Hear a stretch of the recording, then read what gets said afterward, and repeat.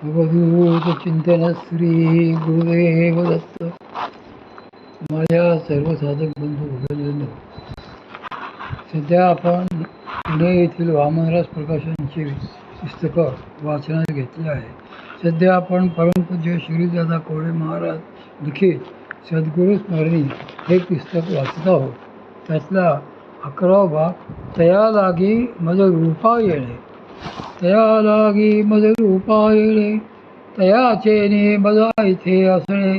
तया कोण की जे जीवे प्राणे, ऐसा पडिये.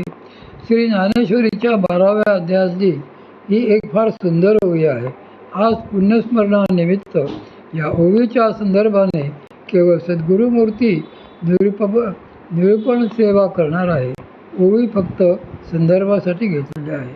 या ओवीमध्ये श्री भगवंत असे सांगतात की मला जो भक्त प्रिय असतो त्या भक्तासाठीच माझे साकार होणे येथे असणे घडते.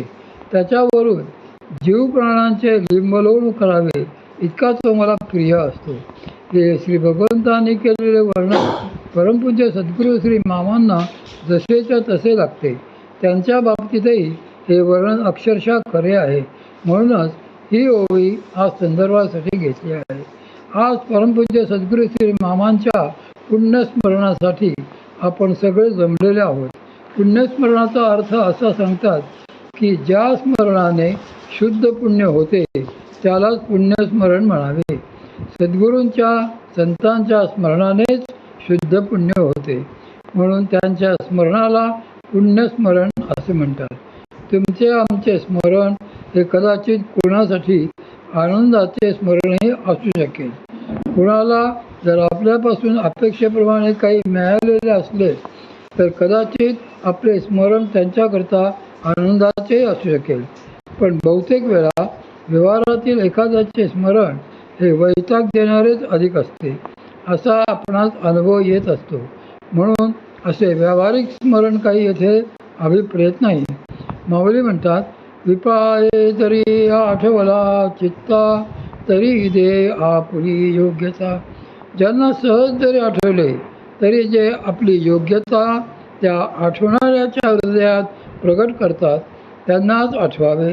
आणि असे कृपाळू केवळ संतजन, सद्गुरू आणि श्री भगवंतच असतात.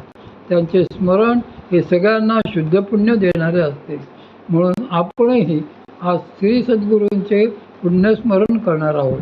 पुण्याचे फळ सुख. शास्त्रांनी सांगितले आहे की पुण्याचे फळ सुख हे असते.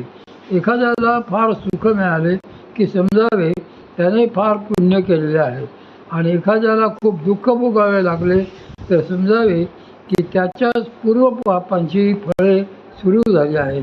मात्र ज्या स्मरणाने शुद्ध पुण्य होते त्या स्मरणाने, त्या कथेने, कथा श्रवण करणाऱ्यांच्या हृदयामध्येही निरपेक्ष निर्मळ सुख उत्पन्न होते. असे आत्मसुख प्रत्येक रूपाने शुद्ध पुण्याचे प्रत्यक्ष फळ अनुभवाला येते. ऐकणाऱ्यांच्या हृदयामध्ये जर असे निर्मळ सुख उत्पन्न झाले तर त्या सुख देण्याच्या प्रक्रियेमुळे सांगणाऱ्यालाही शुद्ध पुण्य मिळते. म्हणूनच अशा उभय पक्षींच्या स्मरणाला पुण्यस्मरण म्हणतात. शुद्ध पुण्य हे केवळ परमार्थ वाढविणारच असते. म्हणून आजचा हा जो पुण्यस्मरणाचा काळ आहे त्या विशिष्ट काळामध्ये आपल्याला परमपूज्य सद्गुरू श्री मामांचे पुण्यस्मरण करायचे आहे. ते स्मरण आपल्याला अंतर्बाह्य पावन करून आपला परमार्थ दृढ करून सुख देणारेच असते. स्मृती कथांची पार्श्वभूमी. परमपूज्य सद्गुरू श्री मामांचा आणि माझा प्रथम परिचय 1981 साली झाला.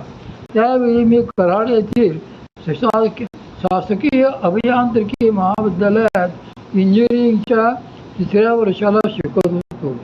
त्यानंतर सलग 9 वर्षे त्यांचे प्रत्यक्ष कृपाछत्र मला सतत लाभले. 1990 साली त्यांनी आपल्या भौतिक देहाचे विसर्जन केले. याच 9 वर्षाच्या कालावधीपैकी 81 ते 83 अशा साधारण 3 वर्षाच्या काळातल्या काही हकीकती जशा आठवतील तशा सांगण्याचे आज ठरवले आहे. या साऱ्याच घटना माझ्यासमोर घडल्यामुळे किंवा माझ्या बाबतीतच घडलेल्या असल्यामुळे त्यामध्ये अपरिहार्यपणे मी माझे असे उल्लेख येतील, पण त्याकडे आपण कृपया दुर्लक्ष करावे. जेव्हा एखादा कुशल नर्तक नृत्य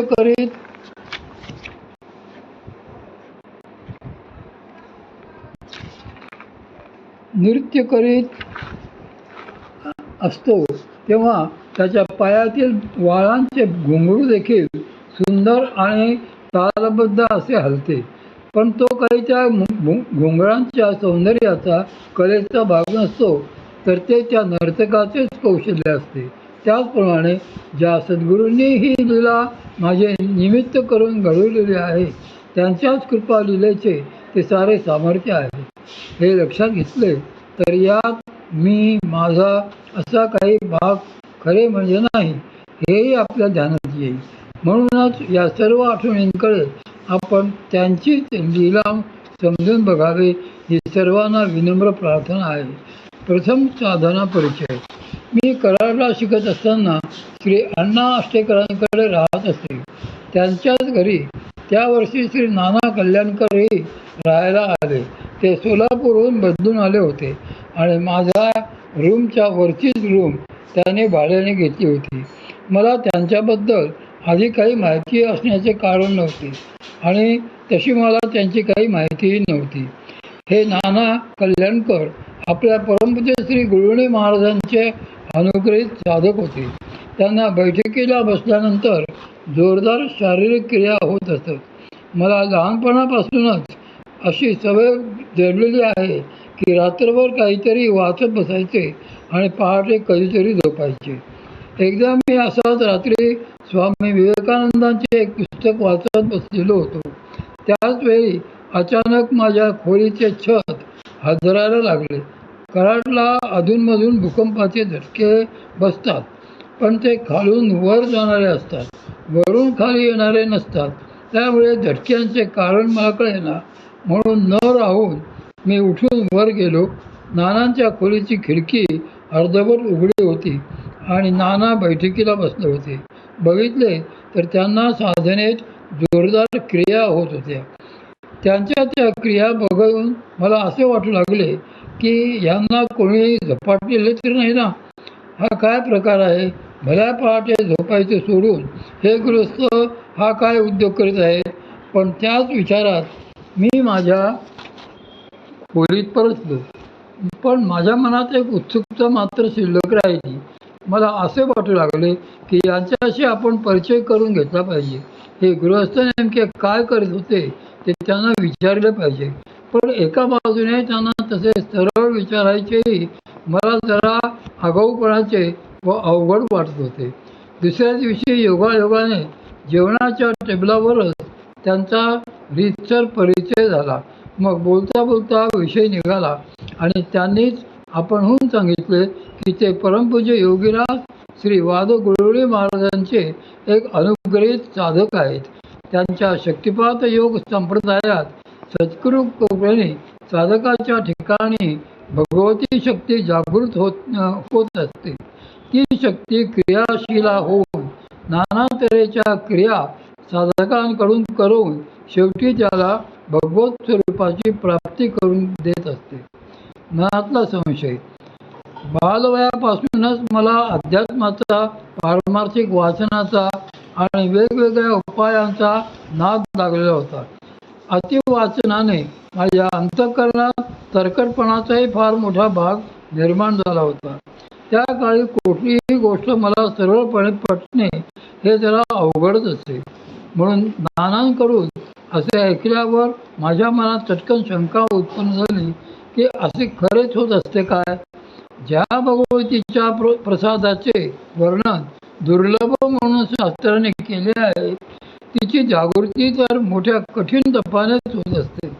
अनेक जन्माची पुण्यही एकत्र आली तरच कधीतरी ती जागृत होत असते असे शास्त्र निर्देश असताना हे तर सांगत आहे की तिची जागृती अगदी सहज होते. असे कसे काय होईल? माझ्या मनात असा तरकटपणाचा, संशयाचा विचार आला आणि मग त्याप्रमाणे मी त्यांच्याशी काही काळ वादही घातला की असे होणे काही शक्य नाही. तुम्ही काहीतरी भलतेच सांगत आहात. शेवटी कंटाळून ते म्हणाले, मी तर काही या संप्रदायातला अधिकारी पुरुष नाही. मी एक सामान्य साधक आहे. पण तुम्हाला याविषयी आणखी उत्सुकता असेल तर माझ्या माहितीतील काही अधिकारी व्यक्तींची नावे पत्ते देतो. तुम्ही त्यांनाच पत्रे लिहा. विशेष म्हणजे त्यावेळी परमपूज्य श्री मामांचा आणि नानांचा परिचय देखील नव्हता. त्यांनी मला ज्या अधिकारी व्यक्तींची नावे दिली होती त्यांना मी मनातल्या अनेक शंका विचारणारी पत्रे लिहिली देखील. पण मला त्यांची कुणाचीही त्यावर कधीच उत्तरे आली नाही. त्यामुळे तोही विषय तिथेच संपला. परमपूज्य श्री मामांचे प्रथम आगमन ही 1980 सालची गोष्ट आहे. त्याच वर्षी श्री क्षेत्र वाडीला कन्यागताचा सोहळा सुरू होता. श्री नाना कल्याणकर त्या सोहळ्याला गेले असता तेथेच त्यांची परमपूज्य श्री मामांशी प्रथम गाठ पडली.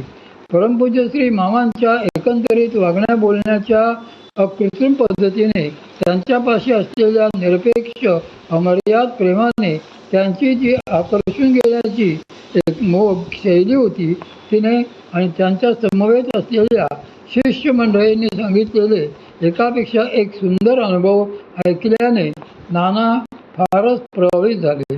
त्यानंतर कराडला परत आल्यावर एक दिवस नाना मला भेटले. तोपर्यंत ते दुसरीकडे आपले सगळे कुटुंब आणून राहायला गेले होते. म्हणून माझी त्यांची भेट ते परत आल्यानंतर काही दिवसांनीच झाली. त्यावेळी त्यांनी मला वाडीचे प्रसंग सांगितले.